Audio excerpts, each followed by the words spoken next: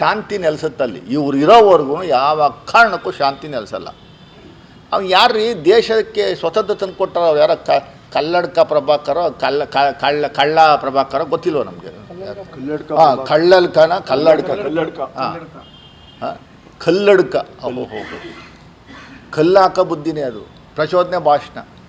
ಅವ್ರ ವಿರುದ್ಧ FIR ಮಾಡಿದ್ರೆ ದುರಂತ ಸ್ವಾಮಿ ನಮ್ಮ ದೇಶದ್ದೇನೋ ಗೊತ್ತಿಲ್ಲ. ಇಮಿಡಿಯೇಟಾಗಿ ಸ್ಟೇ ಸಿಗ್ತದೆ. ಏನು ನಾವು ಹೆಂಗೆ ಮಾಡೋದು? ಏನು ಮಾಡೋಕ್ಕೆ ಹೋದ್ರೂ ಸ್ಟೇ, ಹೈಕೋರ್ಟು ಸ್ಟೇ ಕೊಡುತ್ತೆ. ಹೆಂಗೆ ನಾವು ಪ್ರೊಸೀಡ್ ಮಾಡೋದು, ಸ್ಟಾಪ್ ಮಾಡಿಸೋದು ಹೆಂಗೆ ಅನ್ನೋದು ದಯಮಾಡಿ ಮಾಧ್ಯಮ ಸ್ನೇಹಿತರು ಹೇಳ್ಬೇಕು.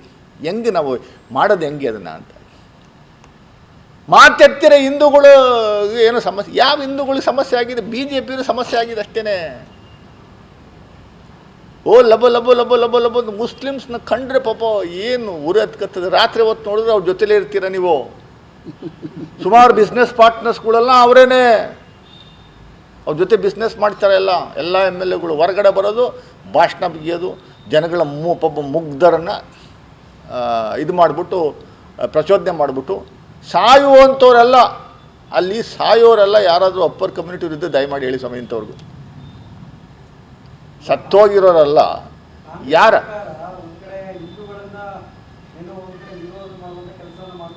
ಯಾವ ಥರ ಎಂದು ವಿರೋಧ ಮಾಡಿದ್ದೀವಿ ದಯಮಾಡಿ ನೀವು ಹೇಳಿ ಸರ್. ನೀವು ಪತ್ರಕರ್ತಿದ್ದೀರಿ. ಅವು ಯಾರೋ BJPಯವರು ಅಂಧಭಕ್ತರು, BJPಯವರು ಕಣ್ಣನ್ನು ಕಟ್ಕೊಂಡು ಇದರಲ್ಲಿ ಬಟ್ಟೆನಲ್ಲಿ ಮಾತಾಡ್ತಾರೆ ಅಂದರೆ ತಾವು ಅದೇ ಥರ ಪ್ರಶ್ನೆ ಕೇಳಿರಿ ಹೆಂಗೆ ಸರ್? ಹೌದು, ಮಾಡಬಾರ್ದ ಅವ್ರು ಪ್ರಚೋದನೆ ಮಾಡಿ ದಿನನಿತ್ಯ ಮರ್ಡ್ರ್ ಮಾಡುವಂಥ ಕೆಲಸವನ್ನು ಮಾಡ್ತಾ ಇದ್ರಲ್ಲ, ಮಾಡಬಾರ್ದ? ಯಾವ ರೀತಿ ನಾವು ಆ್ಯಕ್ಷನ್ ತಗೋಬೇಕು ನಿಲ್ಲಿಸುವಂಥದ್ದಕ್ಕೆ ದಯಮಾಡಿ ತಾವು ಹೇಳಿ. ತಗೊಂಡಿಲ್ವಾ? 36 ಜನ ಗಡೀಪಾರು ಮಾಡುವಂಥದ್ದು 15 ಜನ ಮುಸ್ಲಿಮ್ಸ್ ಇದ್ದಾರೆ, ಗೊತ್ತಿಲ್ವಾ? 15 ಜನ ಮುಸ್ಲಿಮ್ಸ್ ಇದ್ದಾರೆ, ಗೊತ್ತಿಲ್ವಾ? ನಾವು ನಿಮ್ಮ ಥರ BJPಯವ್ರ ಥರ ಪಾರ್ಶಿಯಾಲಿಟಿ ಮಾಡಲ್ಲ. ಹಿಂದೂಗಳ ಮೇಲೆ ಇರುವಂಥ ಪ್ರಕರಣಗಳು ಕೈ ಬಿಟ್ಟಿಲ್ವಾ? ಹಿಂದೂಗಳ ಮೇಲಿರುವಂಥ ಪ್ರಕರಣಗಳು ಕೈ ಬಿಟ್ಟಿಲ್ವಾ? ಹೈಕೋರ್ಟ್ ಮೊನ್ನೆ ದಿವಸ ಡಿಸ್ಮಿಸ್ ಮಾಡ್ತಲ್ಲ, ಅದರಲ್ಲಿ 66 ಪ್ರಕರಣಗಳಲ್ಲಿ ಎಷ್ಟು ಜನ ಹಿಂದೂಗಳು, ಎಷ್ಟು ಜನ ಮುಸ್ಲಿಮ್ಸ್ಗಳು, ಎಷ್ಟು ಜನ ರೈತರು? ದಯಮಾಡಿ ಹೇಳಿ ಸರ್. ಏನು ಅಂತದ್ದು ಹೇಳಿ, ನಾವು ಒಪ್ಕೋತೀವಿ. ಏನೋ ತಪ್ಪಿದ್ರೆ ನಾವು ಒಪ್ಕೋತೀವಿ. ಹಾಂ ಹೇಳಿ. ಹಾಂ, ಅದನ್ನು ಹೇಳಬೇಕು ಅಂತ ನಾನು ಕೇಳ್ತಾ ಇದ್ದೀನಿ. ಡಾಕ್ಟರ್ ಅಶ್ವಥ್ ನಾರಾಯಣ ಅವರೇ, ಸಹ್ಯಾದ್ರಿ ಎಲೆಕ್ಟ್ರಿಕಲ್ಸು ನಿಮ್ಮ ಒಂದು ಕಂಪನಿ, ಬಿನಾಮಿ ಕಂಪನಿ. ಹೌದು, ಬೇನಾಮಿ ಕಂಪನಿಯವರು ಭಾಗವಹಿಸಿದ್ದು, ಅದರಲ್ಲಿ ಭಾಗವಹಿಸೋಕ್ಕಾಗಲಿಲ್ಲ. ಅವರು ಕೆಲವು ನ್ಯೂನತೆಗಳಿದ್ದರಿಂದ ಅವರು ರಿಜೆಕ್ಟ್ ಆಯ್ತಲ್ಲ. ರಿಜೆಕ್ಟ್ ಆದ ಮೇಲೆ ನೀವು ಸುಖ ಸುಮ್ಮನೆ ನಿರಂತರವಾಗಿ ನೀವು ಇದನ್ನು ಮಾಡ್ತಾ ಇದ್ದೀರಿ, ಬ್ಲಾಕ್ ಮೇಲ್ ಮಾಡ್ತಾ ಇದ್ದೀರಾ. ಯಾರಿಗೆ ಬ್ಲಾಕ್ ಮೇಲ್ ಮಾಡ್ತಾ ಇದ್ದೀರಾ? ಜಾರ್ಜರ್ಗೆ ಬ್ಲಾಕ್ ಮೇಲ್ ಮಾಡ್ತಾ ಇದ್ದೀರಾ, ಕಾಂಟ್ರಾಕ್ಟರ್ಗೆ ಬ್ಲಾಕ್ ಮೇಲ್ ಮಾಡ್ತಾ ಇದ್ದೀರಾ. ನಿಮಗೇನು ಶಾಂತಿ ಆಗಬೇಕು ಅಂತ ಬ್ಲಾಕ್ ಮೇಲ್ ಮಾಡ್ತಾ ಇದ್ದೀರಾ? ಯಾವ ರೀತಿ ಶಾಂತಿ ಮಾಡಬೇಕು? ಶಾಂತಿ ಏನು ಮಾಡಬೇಕು ಅಂತ ಹೇಳಿ ಸ್ವಾಮಿ. ನೀವು ಹೇಳ್ಬೇಕಲ್ಲ, ಪಟ್ಟಿ ಹೇಳ್ಬೇಕಲ್ಲ.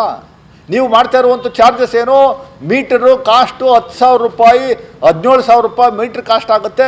ಆ ಮೇಂಟೆನೆನ್ಸ್ ಚಾರ್ಜ್ 10,000, 27,000 ಅಂತ ಹೇಳ್ತಾ ಇದ್ದೀರಿ. ಎಲ್ಲಿ ನಾವು 27,000 ಚಾರ್ಜ್ ಮಾಡ್ತೀವಿ ಅಂತ ಹೇಳಿದ್ದೀವಿ ನಿಮಗೆ?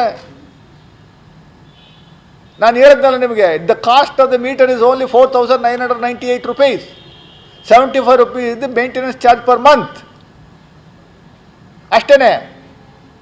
ಇದಕ್ಕಿಂತ ಹೇಳೋಣ, ಪಕ್ಕದ ರಾಜ್ಯಗಳಲ್ಲಿ ನಿಮ್ಮದೇ ಆದಂಥ ರಾಜ್ಯಗಳು, ಮಹಾರಾಷ್ಟ್ರದಲ್ಲಿ ದೇ ಆರ್ ಚಾರ್ಜಿಂಗ್ 6,755.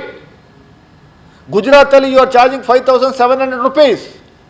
ಉತ್ತರ ಪ್ರದೇಶದಲ್ಲಿ ಯು ಆರ್ ಚಾರ್ಜಿಂಗ್ 5,350. ನಮ್ಮ ರಾಜ್ಯದಲ್ಲಿ 4,990. Hours is the lowest. 4,998 the lowest. ಇದ್ರಲ್ಲಿ ತಪ್ಪೇನಿದೆ ಅನ್ನುವಂಥ ದಯಮಾಡಿ ಹೇಳಿ. ಜನಗಳಿಗೆ ಯಾಕೆ ನೀವು ದಿಕ್ಕು ತಪ್ಪಿಸ್ತೀರಿ? ಯಾವ ಕಾರ್ಯಕ್ರಮಗಳನ್ನು ಮಾಡೋಕ್ಕೆ ಬಿಡ್ತಾ ಇಲ್ವಲ್ಲ ಸ್ವಾಮಿ. ಏನು ಮಾಡಬೇಕು? ನಿಮ್ಮ ಥರ ದಿನನಿತ್ಯ ಹೊಡೆದಾಡಿಸ್ಬೇಕಾ? ಜನಗಳಿಗೆಲ್ಲ ಎತ್ತಿಕ್ಬಿಟ್ಟು ಮುಸ್ಲಿಮ್ಸ್ನ ಹಿಂದೂಗಳನ್ನ ಎತ್ತಿಕ್ಬಿಟ್ಟು ತಮಾಷೆ ನೋಡುವಂಥ ಕೆಲಸವನ್ನು ಮಾಡ್ತಾ ಇರಬೇಕಾ ನಾವು? ಅಭಿವೃದ್ಧಿ ಕಾರ್ಯಕ್ರಮಗಳು ಮಾಡಬಾರ್ದಾ? ಬರೀ ಸುಳ್ಳು. ದಿನ ಬೆಳಗ್ಗೆ ಎದ್ರೆ ಮಾಧ್ಯಮಗಳ ಮುಂದೆ ಬರೋದು, ಅಶೋಕ್ ಅನ್ನೋನು ಯಾರೋ ಪಾಪ ಎಲ್ಲ ಜೋಕರ್ಸ್ಗಳು ಆಗೋಗಿದ್ದಾರೆ. ದಿನ ಬೆಳಗ್ಗೆ ಸುಮ್ಮನೆ ಅಪಾದನೆ ಮಾಡ್ಕೊಂಡು ಸುಳ್ಳು ಹೇಳ್ಕೊಂಡು ತಿರುಗಾಡುವಂಥ ಕೆಲಸವನ್ನು ನಾವು ನೋಡ್ತಾ ಇದ್ದೀವಿ ಅಷ್ಟೇ. ಹೆಚ್ಚಿನ ವಿಡಿಯೋಗಳಿಗೆ ಪ್ರತಿಧ್ವನಿ ಯೂಟ್ಯೂಬ್ ಚಾನೆಲ್ ಸಬ್ಸ್ಕ್ರೈಬ್ ಮಾಡಿ, ಬೆಲ್ ಐಕಾನ್ ಕ್ಲಿಕ್ ಮಾಡಿ.